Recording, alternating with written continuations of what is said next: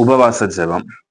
இந்த உபவாச ஜெபம் அப்படின்றது இன்னைக்கு நிறைய பேருக்கு இந்த ஸ்பிரிச்சுவல் திங்கா தான் தெரியும். ஸ்பிரிச்சுவலா உபவாசம் ஜெபம் இருக்கணும். இயேசு கிறிஸ்து உபவாசிச்சார், தானியேல் உபவாசிச்சாங்க, எஸ்தர் உபவாசிச்சு ஜெபம் பண்ணாங்க. இப்படி பல பேர் உபவாசிச்சு ஜெபம் பண்ணிருக்காங்க. உபவாச ஜெபம் அப்படின்றது ஒரு ஸ்பிரிச்சுவல் திங் அப்படின்ட்டு. ஆமா.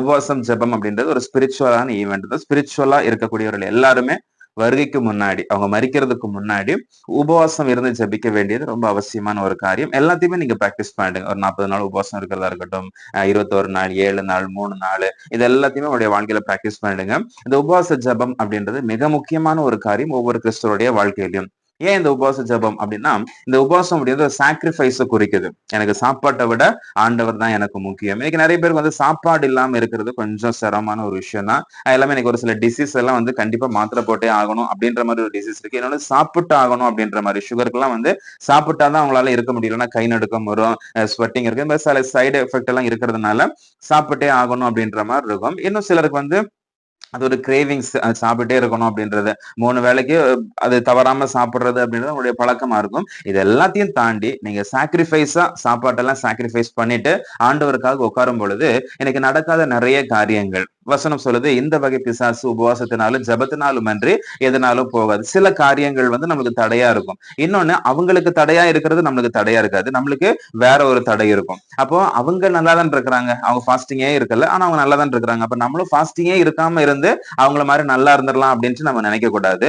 அந்த விஷயம் அவங்களுக்கு தடை இல்லாம இருக்கலாம், அதனால போகும். அவங்களுக்கு வேற ஒரு தடை இருக்கும், அவங்களுக்கு தடையா இருக்கிறது நம்மளுக்கு கொஞ்சம் ஃப்ரீயா இருக்கும். அப்போ ஒவ்வொருத்தவங்களுக்கு ஒவ்வொரு மாதிரி. அப்ப நம்மளுக்கு ஃபாஸ்டிங் இருந்து ஜெபிக்க வேண்டியது, உபவாசம் இருந்து ஆல்ரெடி சமூகத்துல உட்கார வேண்டியது ரொம்ப அவசியம். ஆண்டவர் எதிர்பார்க்கிறது சாக்ரிஃபைஸ். என் பிள்ளை சாப்பாட்டை விட என்ன பெருசா நேசிக்கிறாளா அப்படின்றது ஆண்டவர் எதிர்பார்க்கிறாரு. அதனால ஃபாஸ்டிங் இருந்து ஜெபம் பண்ணும் பொழுது ஆவிக்குரிய மண்டலங்கள்ல இதை நீங்க மேற்கொள்ள முடியும். இன்னும் பல நேரங்கள்ல நம்ம இச்சையை மேற்கொள்றதுக்கு, சில இச்சைகள் நம்மளுக்கு ரொம்ப இருக்கும், ரொம்ப கிரேவிங்கா இருக்கும், சாப்பிட்டுக்கிட்டே இருக்கணும் அப்படின்ட்டு. அது மாதிரி கண்களின் இச்சை, சிலதெல்லாம் பார்த்துக்கிட்டே இருக்கணும். சில இந்த பொருளெல்லாம் வாங்க மாட்டாங்க, உட்காந்து பார்த்துக்கிட்டே இருப்பாங்க. ஆன்லைன்ல அப்படியே ஸ்க்ரோல் பண்ணிட்டே இருக்கிறது, யூடியூபை ஸ்க்ரோல் பண்ணிட்டு இருக்கிறது அப்படின்றது. இது இன்னும் வாலிப பிள்ளைகள் தேவையில்லாத காரியங்களை பார்க்கறது, தேவையில்லாத திரைப்படங்களை பார்க்கறது, இது மாதிரி இச்சைகள் அப்படின்றது இருக்கும். இன்னும் சிலர் பெண்களை பாக்குறது, இந்த மாதிரியான இச்சையான காரியங்களுடைய கண்கள் மூலமா செய்யறது.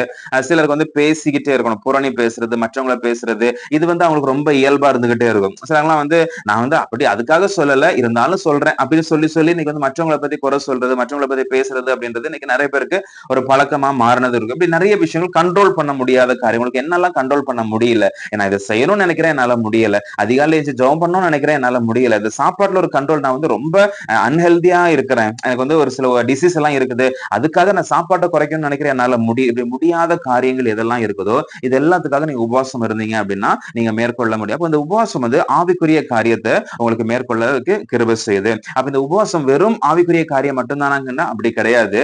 இது உலக பிரகாரமா நீங்க பிசிக்கலாவும் நீங்க ஃபிட்டா இருக்கிறதுக்கு இந்த உபவாசம் உங்களுக்கு ரொம்ப யூஸ்ஃபுல்லா இருக்குது. ஒரு மிஷின் எடுத்துக்கோங்களேன்.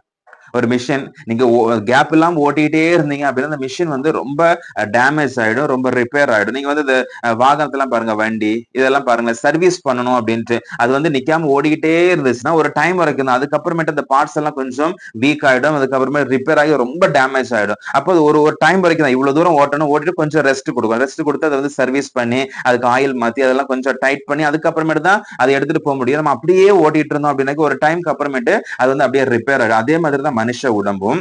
இதை நீங்க ஒரே அடியா ஓட்டிட்டே இருக்கும், ஒரே அடியா சாப்பிட்டு சாப்பிட்டு வேலை பார்த்து அப்படியே நம்ம போயிட்டு கூட கொஞ்சம் ஒரு நாள் ரெஸ்ட் விட்டு நீங்க சாப்பிட்றதெல்லாம் கட் பண்ணிட்டு ஒரு நாள் தண்ணியை மட்டும் குடிச்சு ரெஸ்ட் விட்டீங்க அப்படின்னா நம்மளுடைய அந்த ஜிஐ ட்ராக், நம்மளுடைய அந்த உணவு மண்டலம், அது குடல், அது இதெல்லாம் கொஞ்சம் அப்படி ரிலாக்ஸ் ஆகி அது கொஞ்சம் அதை ரீஸ்டார்ட் பண்றதுக்கு, அது கொஞ்சம் ஹெல்தியா இருக்கிறதுக்கு அது ரொம்ப யூஸ்ஃபுல்லா இருக்கும். இது நம்மளுக்கு பசியை தூண்டக்கூடிய ஒரு விஷயம், நம்மளுக்கு கஷ்டமா தான் இருக்கும். ஆனாலும் உள்ள நடக்கக்கூடிய அற்புதமான காரியங்களை நம்மளால ஃபீல் பண்ண முடியாது.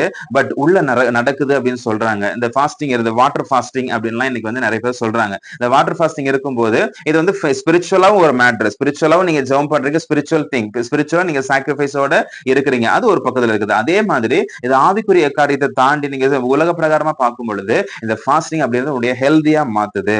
அப்போ இது வெறும் ஃபாஸ்டிங் அப்படின்றது வெறும் ஸ்பிரிச்சுவல் மேட்டர் மட்டும் கிடையாது. நம்ம ஆவிக்குரிய காரியத்தையும் தாண்டி இன்னைக்கு உலக பிரகாரமாவும் என்னுடைய உடம்பு வந்து ஆக்டிவா இருக்கிறதுக்கு, உடம்பு ஆரோக்கியமா இருக்கிறது. எப்பவுமே நான் சாப்பிட்டு இருக்கும்போது நம்முடைய உடல் உறுப்புகளுக்கு ஒரு ரெஸ்டே இல்லாம போயிடுது. அப்போ ரெஸ்ட் கொடுக்கும் பொழுது அந்த உடல் உறுப்புகள் எல்லாம் வந்து கொஞ்சம் ஸ்ட்ரென்த்தனா மாறுது அப்படின்ட்டு இன்னைக்கு நிறைய உணவியல் நிபுணர்கள் எல்லாம் வந்து அதை சொல்றாங்க. அதனால இந்த ஃபாஸ்டிங் அப்படின்றது வெறும் ஸ்பிரிச்சுவல் மேட்டர் மட்டும் கிடையாது. ஸ்பிரிச்சுவலையும் தாண்டி எனக்கு வந்து உலக பிரகாரமா வந்து பிசிக்கலாவும் நீங்க பாத்தீங்க அப்படின்னா ஃபாஸ்டிங் இருந்து நீங்க ஓடும் பொழுது வாரத்துல ஒரு நாள் ஃபாஸ்டிங் இருங்க. ஒரு நாள் ஃபாஸ்டிங் இருந்து வரும்போது உங்களுடைய ஹெல்த் வந்து ரொம்ப நல்லா இருக்கும். அதனால இந்த ஃபாஸ்டிங் அப்படின்றது வெறும் இது மட்டும் கிடையாது, வெறும் ஸ்பிரிச்சுவல் மட்டும் கிடையாது. ஸ்பிரிச்சுவலையும் தாண்டி உலக பிரகாரமா உங்களுக்கு பெரிய ஒரு ஆசீர்வாதத்தை கொடுக்குது. அதனால ஃபாஸ்டிங் இருந்து ஜெபம் பண்ணுங்க. ஆண்டவர் உங்களுடைய ஆரோக்கியத்திற்கும் உத்தரவாதத்தை இந்த ஃபாஸ்டிங் பிரேயர்ல வச்சிருக்கிறாரு. கர்த்தர் தாமே உங்களை அதிகமாக ஆசீர்வதிப்பாராக. God bless you.